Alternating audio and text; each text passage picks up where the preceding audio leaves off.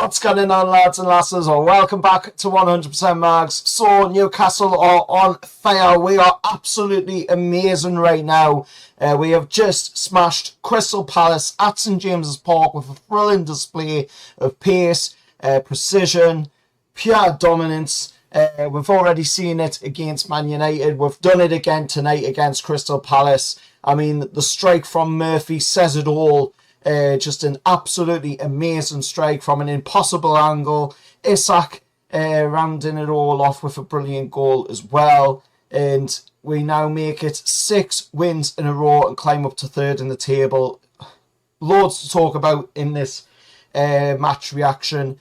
But we'll start off with, of course, the first half of brilliance.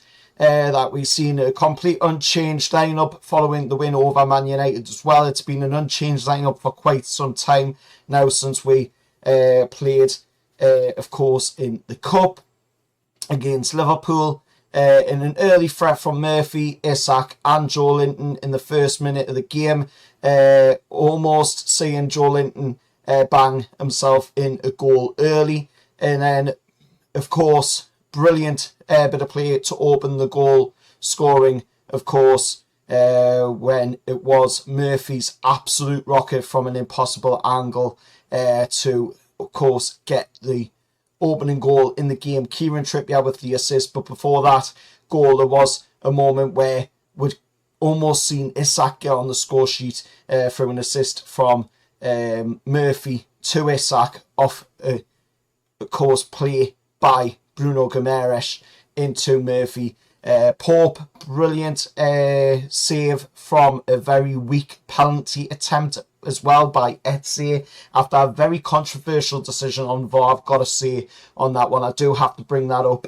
I thought, to be honest, looking at it, you know, that really was not a penalty for me. It shouldn't have been a penalty. I seen Darren England, you know, saying to Craig Pawson, who was on VAR, that he didn't think it was a penalty.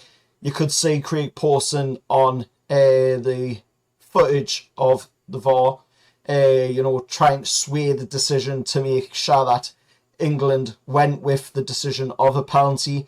And I thought, you know, Darren England should have had a bit more bollocks, to be honest, and should have backed up his own decision and, you know, went with the decision of no penalty.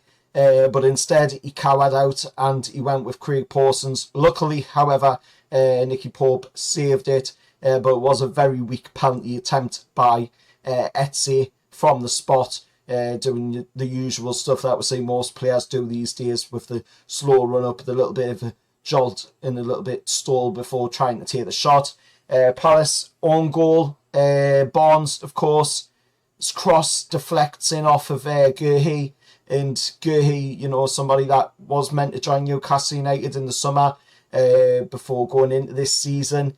And he scored an own goal down at Selhurst Park, and he's done it again tonight at St James's Park. So, you know, he might not join Wood, but he has scored for it twice this season, Mark Guéhi. Even if he might have, you know, even if he was rather in the Palace colours when he has done it.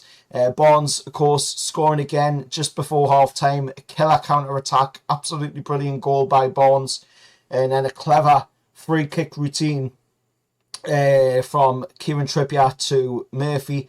Little back heel from Trippier into Murphy. Murphy whips it into the box just before half-time to get Fabs on for a nice little dink header into the bottom left corner for to make it 4-0 at half-time. Second half will come out and, of course, Dean Henderson denies Isak with a strong save early in the second half of the game. But Isak finally gets his goal. Isak finally hits the spot of the back of that net for the first time in a few games now with a really cool finish after a brilliant little bit of play by Joelinton to get his foot in between the Palace players' legs to dink the ball into Isak's path, where then Isak gets it and immediately hits it around the keeper and gets Newcastle the 5th and seals the game completely. Newcastle's defence held firm.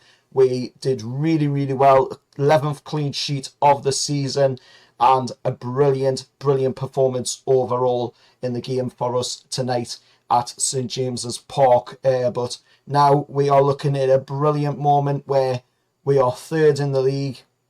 And, you know, we're looking at a moment where we've got every chance of getting that Champions League football. We've got Aston Villa coming up next, of course, down at Villa Park. So that will be a challenging game.